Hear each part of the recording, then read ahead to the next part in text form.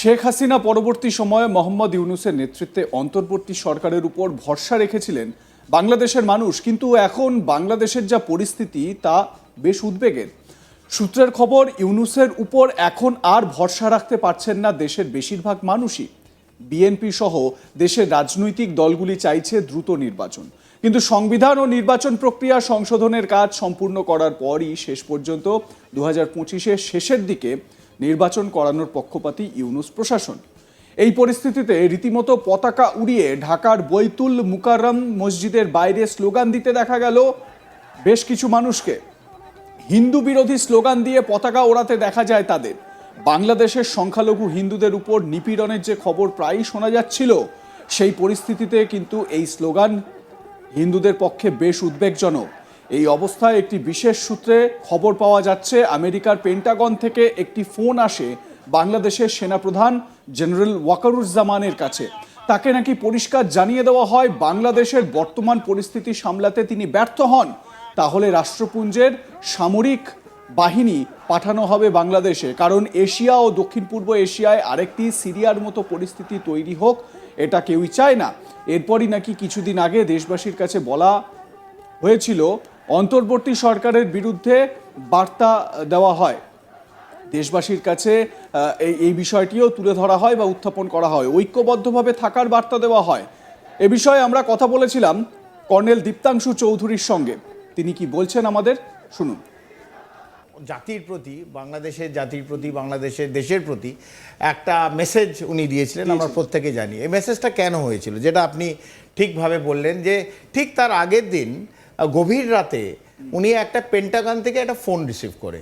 কে করেছে, আমরা যেহেতু এটা দুটো রাষ্ট্রের ব্যাপার, আমি নামটা বললাম না, তবে পেন্টাগন থেকে নিশ্চিতভাবে একটা ফোন এসেছিল ওয়াকারুজ্জামানের কাছে, এবং ওয়াকারুজ্জামান একটা কোথাও একটা প্রেশার বিল্ড আপের পর উনি একটা বলেছে এনাফ ইজ এনাফ। বাংলাদেশে উনি বলেছেন 8 মাস আমি দেখছি জাতির সামনে। বিশেষ করে মেসেজটা ছিল ইউনূসের এই অন্তর্বর্তী সরকারে এবং জামাত, যারা হঠাৎ রাতারাতি চেগে উঠেছে, একটা কোথাও না কোথাও অক্সিজেন হয়তো পাকিস্তান অথবা আইএসআই থেকে পাচ্ছে, অথবা অন্য কোনো রাষ্ট্রে অথবা চীন থেকে পেয়েছে, তারা জেগে উঠেছিল এবং তাদের জন্য একটা মেসেজ দিয়েছিল এনাফ ইজ এনাফ।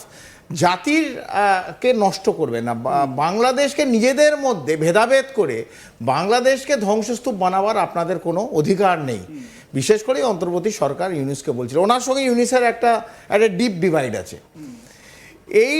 এইটার সঙ্গেও আর একটা কথা যেটা আমরা জানি, যেটা পেন্টাগন থেকে ওনাকে বলা হয়েছিল, যদি উনি বারবার বলে আমার হাতে তো 30,000 শুধু বাংলাদেশের সামরিক বাহিনী।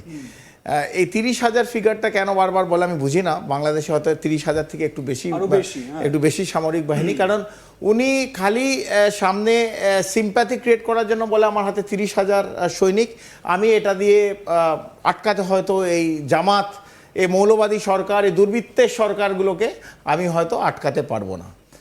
এটার সঙ্গে পেন্টাগন একটা খুব পরিষ্কারভাবে কথা বলে দিয়েছিল যে যদি আপনি এটাতে মানে আপনার যদি সক্ষম না থাকেন, তাহলে আমাদের কিন্তু united nation peacekeeping force, রাষ্ট্রপুঞ্জের যে সামরিক বাহিনী বিভিন্ন রাষ্ট্রের পাঠায়, সেই ফোর্স কিন্তু আমাকে পাঠাতে হবে। কারণ কেউ চায় না যে ভারত এবং সাউথ এশিয়া এবং সাউথ ইস্ট এশিয়ায় একটা আবার নতুন করে সিরিয়ার জন্ম হয়।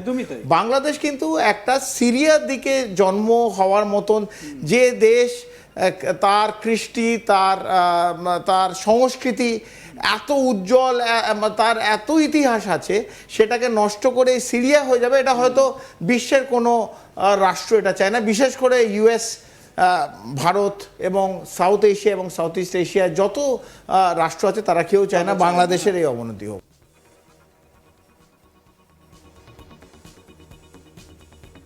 এদিকে বাংলাদেশে মৌলবীরা, কট্টর মৌলবীরা, তারা একের পর এক ফতোয়া জারি করছে, ভয়ঙ্কর ভয়ঙ্কর সব বক্তব্য রাখছেন। শোনাবো এরকমই এক কট্টর মৌলবাদীর বক্তব্য, শুনুন। এর উদ্দেশ্য বলছি, এবং বাজারে আসা সমস্ত মুসলমান ভাই বোনদের উদ্দেশ্যে বলছি, দীর্ঘ 1 বছর পরে আল্লাহ পাক আমাদেরকে আবার মাহে রমজানের একদম কাছে নিয়ে আসছেন। এই রমজানের হেফাজত করা আমাদের প্রতিটা মুসলমানের ইমানি দায়িত্ব। এজন্য এই রমজান মাসকে কেন্দ্র করে আমরা এবার গোটা শিবচরের 19টা ইউনিয়নে আমাদের হাজী শরিয়াতুল্লাহ সমাজ কল্যাণ পরিষদের নেতৃবৃন্দ কাজ করবে। রমজানের পবিত্রতা রক্ষা করা এটা আমাদের প্রতিটা মুসলমানের ইমানি দায়িত্ব। এটা বাংলাদেশ, এটা ভারত নয়, মনে রাখতে হবে। বাংলাদেশে রমজান মাসে সকালবেলা টঙের দোকান, চায়ের দোকান, হোটেল, রেস্টুরেন্ট খোলা থাকবে, এটা অন্তত বাংলাদেশে হতে পারে না। তার সাথে সাথে অন্তত তারপরে আবার এটা হাজী শরিয়াতুল্লাহর মাটি, অন্তত এই মাটিতে এই কাজ হতে পারে না, হতে দেওয়া হবে না। এজন্য সমস্ত টঙের দোকান, চায়ের দোকান, রেস্টুরেন্টের ব্যবসায়ীদের উদ্দেশ্য করে বলছি, আপনারা যদি আপনাদের দোকান দিনের বেলা বন্ধ করতে ব্যর্থ হবেন, তাহলে আমাদের নেতৃবৃন্দ এসে বন্ধ করতে বাধ্য হবে। এজন্য এলাকার কোন মাল, রমজানকে কেন্দ্র করে জিনিসের দাম আমরা ব্যক্তিগতভাবে কেউ বাড়াবো না। যদি ব্যক্তিগতভাবে কেউ জিনিসের দাম বাড়াবেন, তাহলে মনে করবেন যে আপনার সেই দোকান 1 মাসের জন্য আমরা সিলগালা করে যাব। আমরা থাকতে আপনি 1 মাস এখানে আর কোনো দোকানদারি করতে পারবেন না। এজন্য সমস্ত বড় বড় ব্যবসায়ীদেরকে বলছি, যারা বড় বড় ব্যবসা করেন, যারা ডিলার, যারা সাপ্লাই করেন, তারা যদি কোনো মালকে কেন্দ্র করে সিন্ডিকেট করবেন, আমার গরিব দুঃখী মানুষের বাজার করতে, খেজুর কিনতে, ছোলা কিনতে, বেসন কিনতে, শাকসবজি কিনতে যদি তাদের কষ্ট হয়, আপনারা যদি মালের সিন্ডিকেট করবেন এই বাজারে, তাহলে আমি আল্লাহর উপরে শপথ করে বলে যাচ্ছি, হাজী শরিয়াতুল্লাহর বংশের সন্তান হিসেবে বলে যাচ্ছি, আপনাদের সেই সিন্ডিকেটের মাল আমরা জব্দ করে আমার শিবচরের গরিব দুঃখী মানুষের মধ্যে আমরা বিলিয়ে দিতে বাধ্য হব। এজন্য রমজানকে কেন্দ্র করে কেউ কোনো মালের দাম ব্যক্তিগতভাবে বাড়াবেন না। পারলে 5 টাকা 10 টাকা রমজানকে কেন্দ্র করে, রহমতের মাস কেন্দ্র করে একটু কমিয়ে রাখবেন। কিন্তু ব্যক্তিগতভাবে কোন ফলের দাম, বাজারের দাম, শাকসবজির দাম, বাজারে যারা মাল সাপ্লাই করেন, তারাও ব্যক্তিগতভাবে মালের সিন্ডিকেট করে মাল অতিরিক্ত দামে বিক্রি করবেন না। শেষ বার্তা এটাই বলছি, যদি করবেন তাহলে মনে রাখতে হবে আপনার সমস্ত মালের হক শিবচরের গরিব দুঃখী মানুষের হয়ে যাবে। আল্লাহ আমাদেরকে আর মা বোনদেরকে বলবো, আপনারা রমজানকে কেন্দ্র করে বেপরদা চলাফেরা করবেন না। এই সময় মানুষ চোখের হেফাজত করতে চায়, কোনোভাবেই যেন কারো চোখের গুনাহ না হয় আপনার কারণে। যদি আপনার আসতেই হয় কোনো কারণে, পর্দার সাথে আসবেন। বেপরদায় বাজারে কোনো মা বোনরা ঘোরাফেরা করবেন না। আল্লাহ আমাদের সবাইকে এই কথাগুলোর উপর আমল করার তৌফিক দান করবেন।